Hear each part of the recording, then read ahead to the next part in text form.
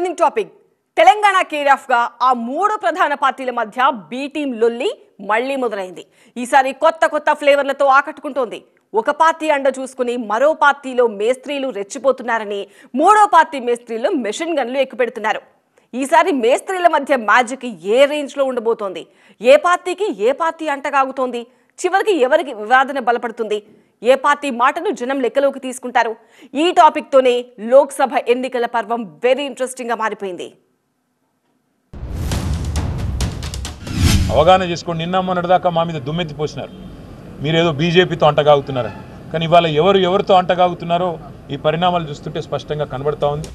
తెలంగాణ దంగల్ 2 ఇది చాలా హాట్ గురు అని చెప్పకనే చెప్పేస్తున్నారు లీడర్లు.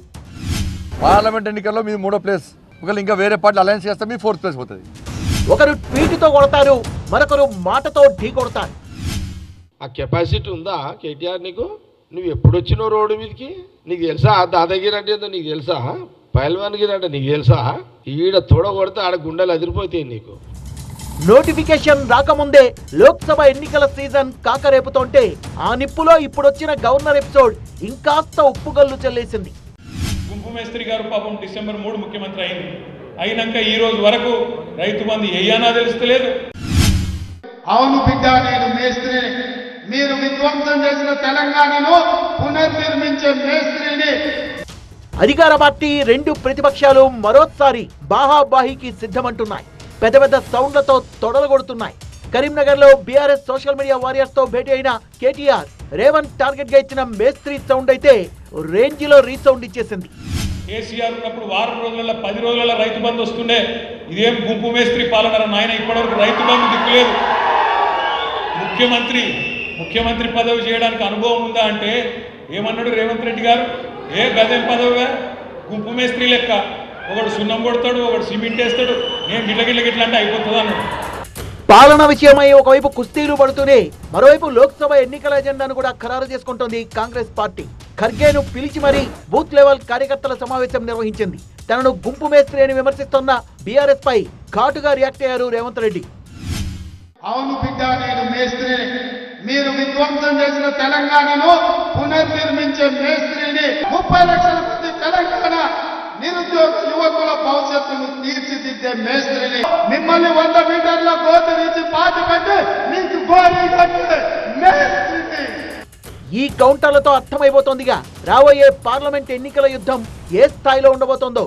దీనికి వాల్యూ యాడింగ్ అన్నట్టు గవర్నర్ తమిళిసై ఇచ్చిన హింట్తో బి టీం సబ్జెక్ట్ మళ్లీ తెరపైకి వచ్చేసింది. గతంలో ప్రభుత్వానికి గవర్నర్ కి గ్యాప్ ఉండేది. ఇప్పుడైతే విచిత్రంగా ప్రతిపక్షానికి గవర్నర్ కి మధ్య పచ్చగడ్డి వేస్తే భగ్గుమనేలా ఉంది. గవర్నర్ తమిళిసై వెర్షన్ 2.0 మొదలెట్టేశారా అన్నట్టుగా మారింది పరిస్థితి. గవర్నర్ మిగతా మైకుల ముందు చెప్పిన మాటలనైతే ఆషామాషిగా తీసుకోవచ్చు. కానీ గణతంత్ర దినోత్సవం సందర్భంగా ఇచ్చిన స్టేట్మెంట్స్ మాత్రం పూర్తిగా చట్టబద్ధమైన హెచ్చరికలు. వీటిని సీరియస్ గా తీసుకోకపోతే తేలికైపోతామని ఫిక్స్ అయినట్టుంది బీఆర్ఎస్.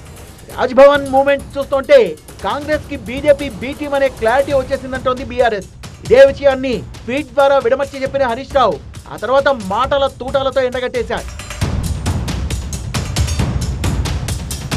కనీసం ప్రోటోకాల్ కూడా అమలు చేయకుండా గవర్నర్ ని అవమానపరిచిన పార్టీ ఇప్పుడు నీతులు వల్లించడం ఏంటంటూ ప్రశ్నిస్తోంది బీజేపీ.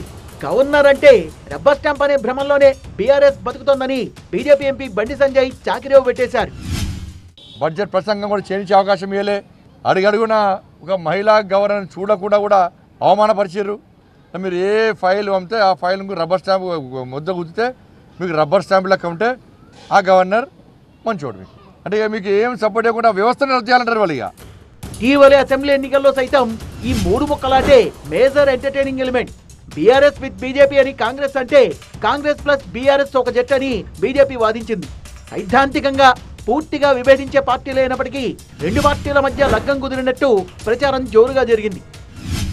మన బండి సంజయ్ గారు కూడా బాహాటంగా చెప్పారు కదా, స్పష్టంగా చెప్తున్నాడు ఆయన, మీరు మేము కొట్టుకుంటూ కాదు, ముందు బీఆర్ఎస్ను ఖతం చేద్దాం అనే మాట మాట్లాడుతున్నాడు. ఇక్కడ గుంపు మేస్త్రి గారు కూడా అదే మాట్లాడుతున్నాడు.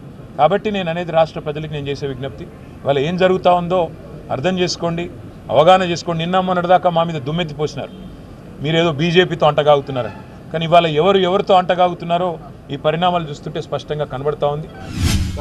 కాంగ్రెస్ ఫెవికోల్ బంధం అని పిచ్చోడికి చెప్పినా నమ్మటం ఆయన. అది బీజేపీ కాంగ్రెస్ బీజేపీ భద్ర శత్రువులు. మేము ఎదురు పడితే పొడుచుకోవాల్సిందేరా నాయన, వాడైనా మేమైనా. వాడు మమ్మల్ని చంపుతాడా, మేము బీజేపీని చంపుతామా రాజకీయంగా? మా పరిస్థితి అట్లుంటుంది. మీతో దాగుడు మూతలు ఉండే మా దగ్గర. ఢిల్లీ లిక్కర్ స్కామ్ విషయంలో బీజేపీ బీఆర్ఎస్ కుమ్మక్కయ్యాయన్న సంకేతాలు కాంగ్రెస్ పార్టీకి ప్రధాన ఎన్నికల అస్త్రంగా మారాయి. జనం నమ్మారా లేదా అనేది అటుంచితే ఓట్ల శాతంలో వచ్చిన తేడాల వెనుక బీ టీం పాలిటిక్సే కీలకమనే మాటలు వినిపించాయి. కట్ చేస్తే లోక్సభ ఎన్నికల్లో కూడా సేమ్ టు సేమ్ అదే బీ టీం బీ2. కాంగ్రెస్ బీజేపీ ఒకటి అనేటువంటి ఒకటి మాట్లాడతాడు, ఇంకోటి మాట్లాడుతుంటాడు. బీఆర్ఎస్ కాంగ్రెస్ ఒకటి. కాబట్టి వాళ్ళ చరిత్రనే ఒకరినొకరు కలిసినటువంటి చరిత్ర, వాళ్ళ డిఎన్ఏ ఒకటే.